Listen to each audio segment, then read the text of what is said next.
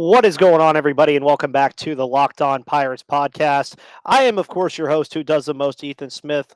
Hopefully, you all had a phenomenal Thanksgiving weekend with your family. A holiday season is in full swing, so hopefully, you are having a wonderful start to your holiday season as we are recapping the pretty much the whole year at this point. It's almost December, guys. We've almost made it through another full calendar year.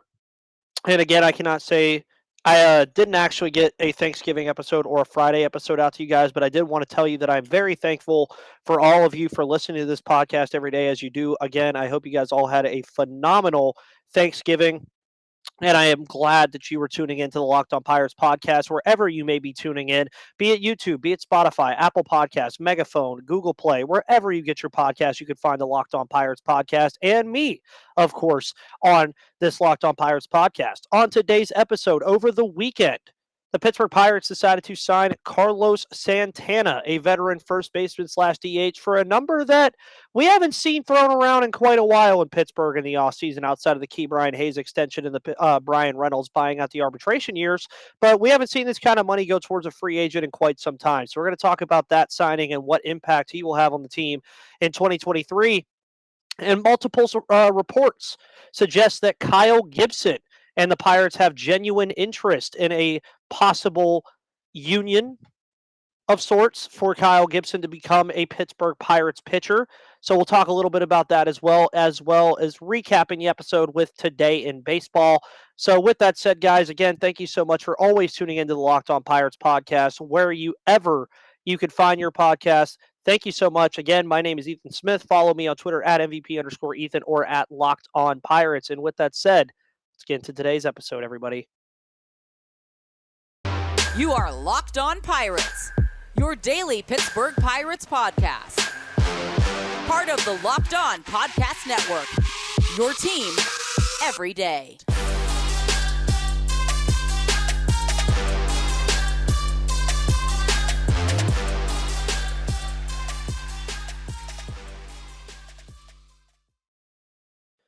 And welcome back to that Pirates podcast, everybody. I am, of course, your host who does the most, Ethan Smith, as mentioned earlier, and we're going to get right into it today.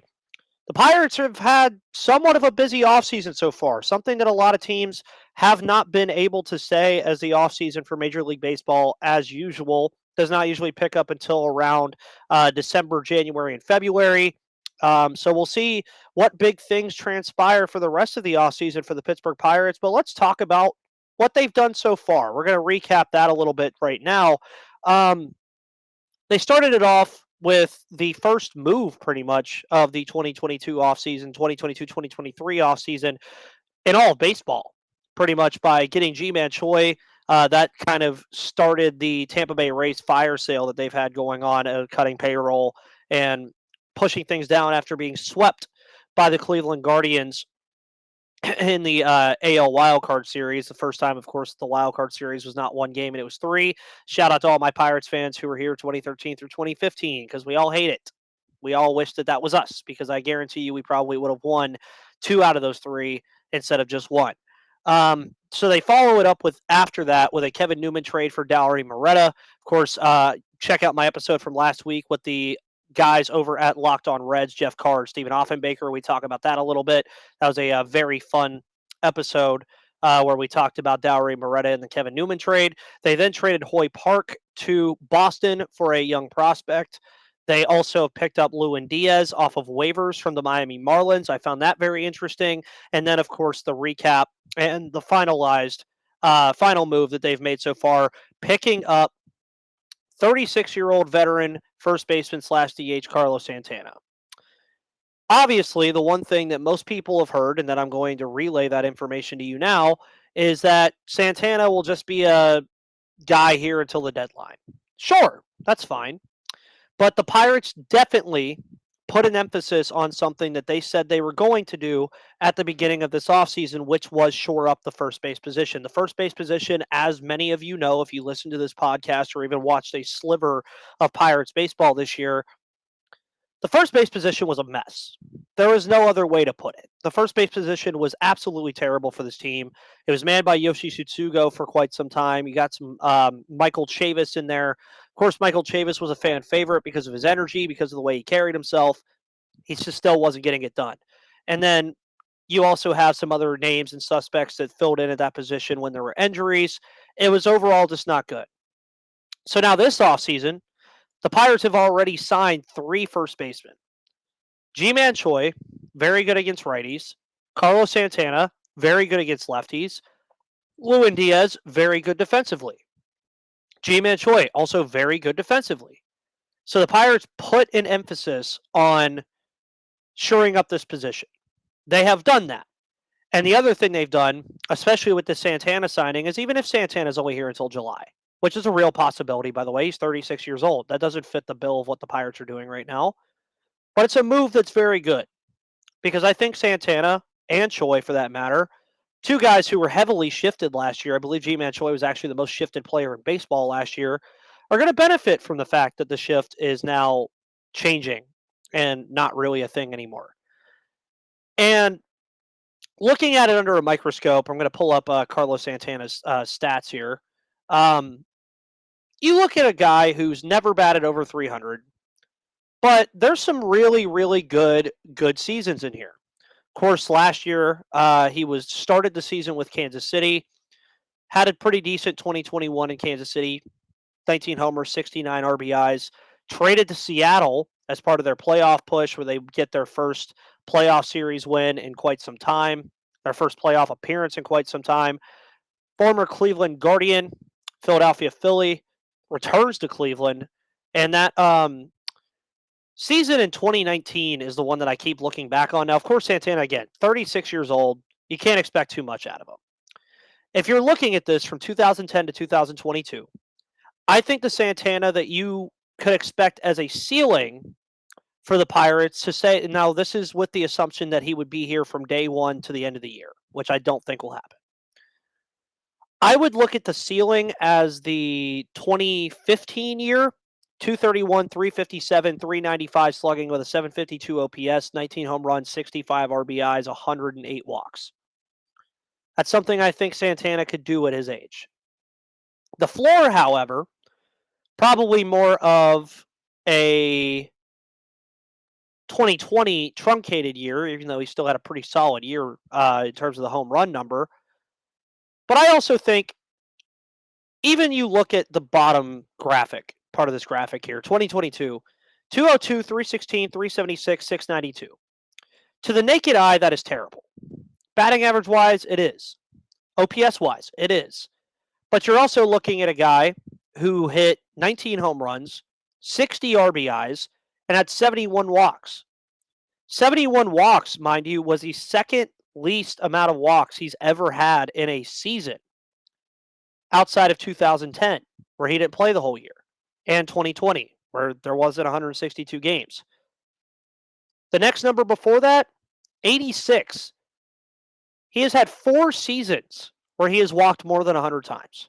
That is something the Pirates desperately need. And I think PNC Park is also a very, very good ballpark for Carlos Santana. Switch hitter, by the way. You guys know I love my switch hitters. The ceiling here is that the Pirates overperform, and Carlos Santana is an integral part to growing some of the youth here. Of course, first base youth, if we're going to get into that, you got Matt Gorski, Malcolm Nunez, Mason Martin, guys like Andy Rodriguez possibly. But what this move did, and that I love so much about this move, it did not pressure the Pirates into bringing up these guys too quickly. Now, we know they love to manipulate service time, but also say when Malcolm Nunez is ready, he'll be platooning probably with one of G-Man Choi or Carlos Santana when all is said and done. The more likely option is Choi. But you're not asking him to be the guy right away. This move signified that the Pirates are getting into the parts of the rebuild where this isn't going to feel like a rebuild anymore. They're getting the pieces in place. Now, I caution everybody.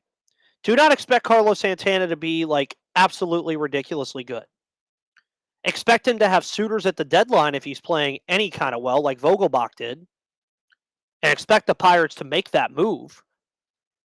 But maybe they overperform. Maybe Santana is the guy who is the veteran presence in that clubhouse alongside Brian Reynolds. Maybe some of the pieces start coming together quicker than we think. That's the most optimistic option. The most pessimistic option is Santana doesn't play well. The suitors aren't lined up, and 6.7 million starts looking dumb. But I think the best option here that can come of this is Santana plays very well and is either has the Pirates contending for a wild card spot, or he gets traded for some decent prospect capital. The worst case, he doesn't play that well. You still trade him for some decent prospect capital, and then you bring up Malcolm Nunez, Endy Rodriguez, or Matt Gorski to play first base alongside G-Man Choi. Those are those two options. Overall, though, love the move. Power hitting switch hitter sure helps you for sure up the first base spot. I think that's very clear for the Pittsburgh Pirates now that the first base position is shored up for them, at least on paper, in 2023. Because Lewin Diaz isn't a great player, mind you, at all. But if he's your third option at first base, that's not terrible. That is not bad at all. I want to know your guys' thoughts on the move. I think it was really good. I think it's something the Pirates needed to do, and it's a step in the right direction for this team to be contending again.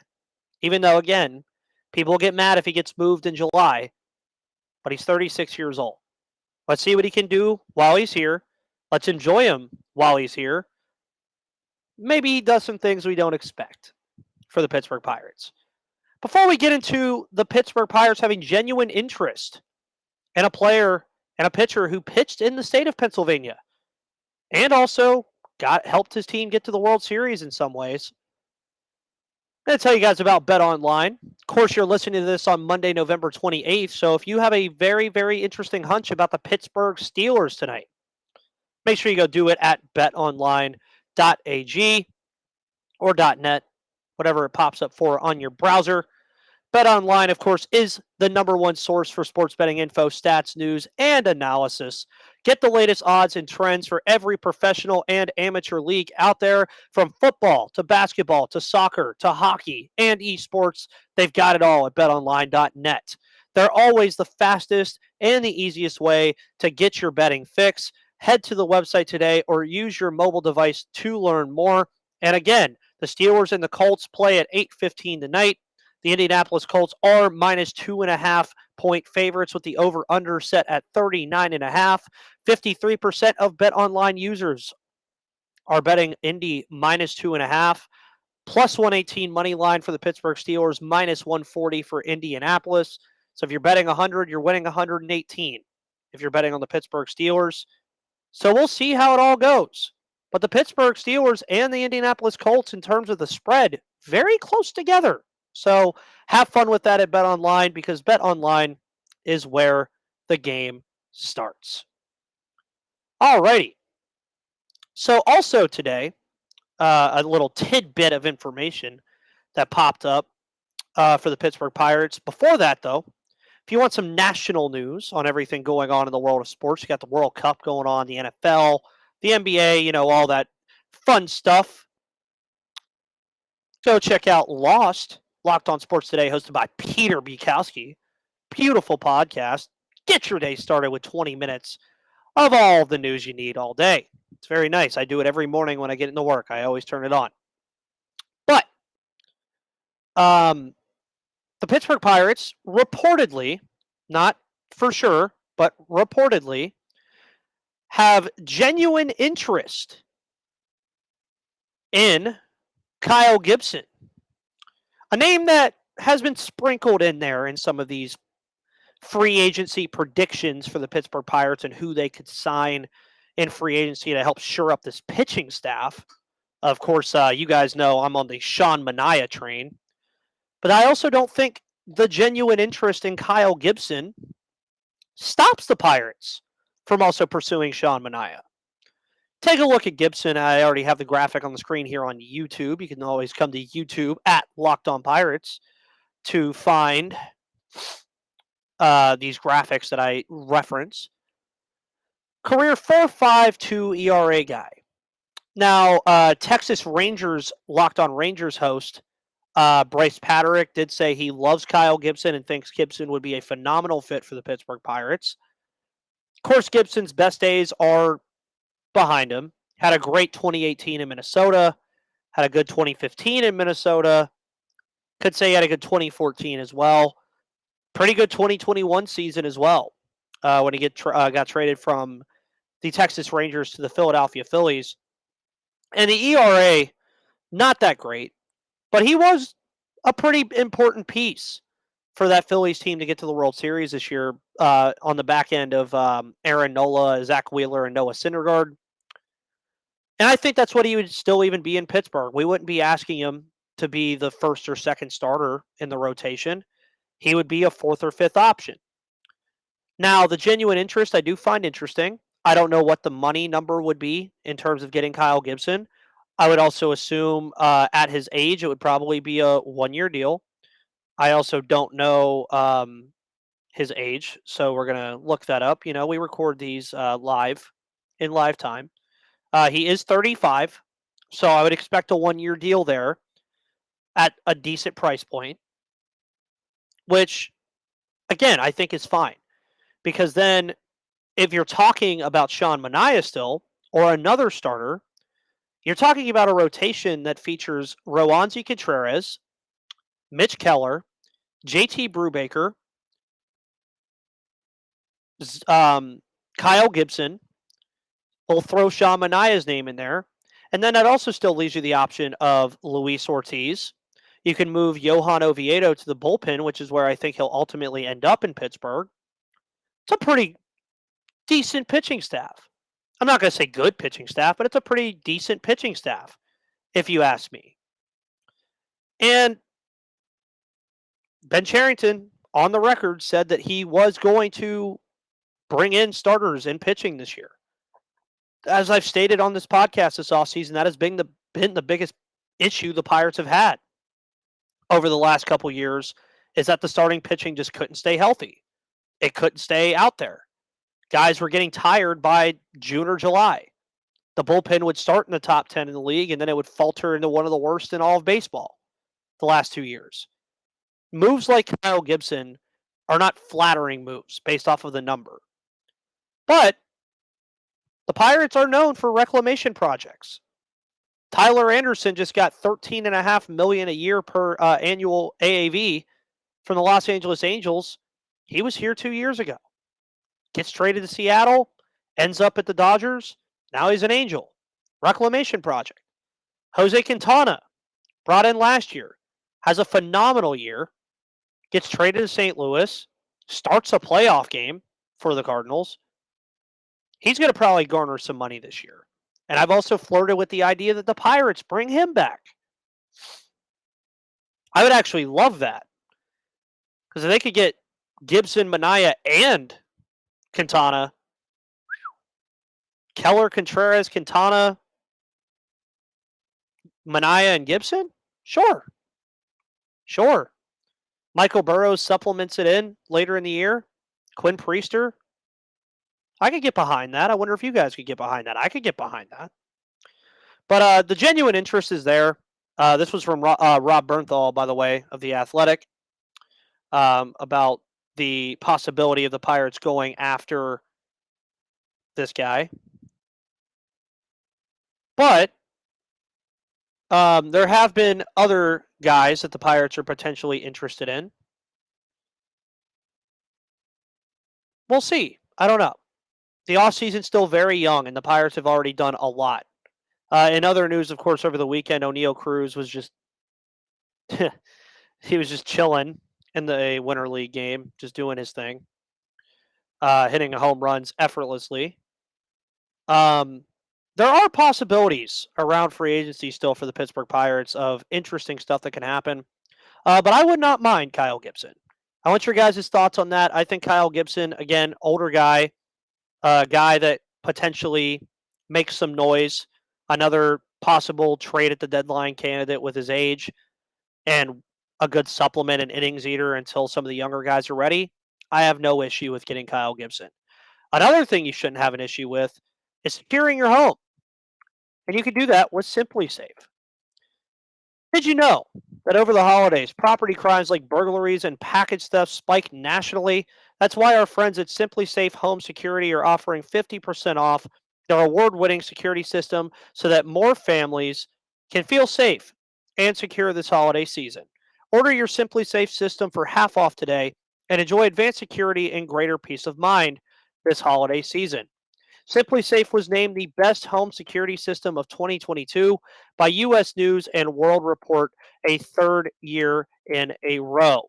In an emergency, 24/7 professional monitoring agents use Fast Protect technology exclusively from Simply Safe to capture critical evidence and verify the threat is real so you can get priority police response. Simply Safe is whole home security with advanced sensors for every room, window, and door, HD security cameras for inside and out, with smarter ways to detect motion that alert you only when a threat is real, and even hazard sensors that detect fires, floods, and other threats to your home.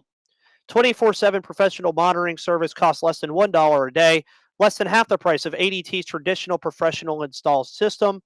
With the top rated Simply Safe app, stay in complete control of your system anytime, anywhere. You can arm or disarm, unlock for a guest, access your cameras, or even adjust system settings whenever you please. Don't miss your chance to save big on the only security system I recommend. Get 50% off any new Simply Safe system at simplysafe.com/LockedOnMLB. This is their biggest discount of the year, so don't wait. That's simplysafe.com/LockedOnMLB. There's no safe like Simply Safe. So today in baseball, a new segment we're going to have during the offseason just to talk about the ins and outs of everything going on in the world. Of course, the big news today was Jose Abreu signed with the Houston Astros. Kyle Gibson, of course, having interest in the Pittsburgh Pirates. We talked about that. That got announced today. Still, none of the big guys have really done much, like the DeGroms of the world. They did. There was a minor report that Justin Verlander could be meeting with the Los Angeles Dodgers. Um, Again, of course, Jose Abreu signs a 3-year contract with the Astros, so the reigning World Series champions get better.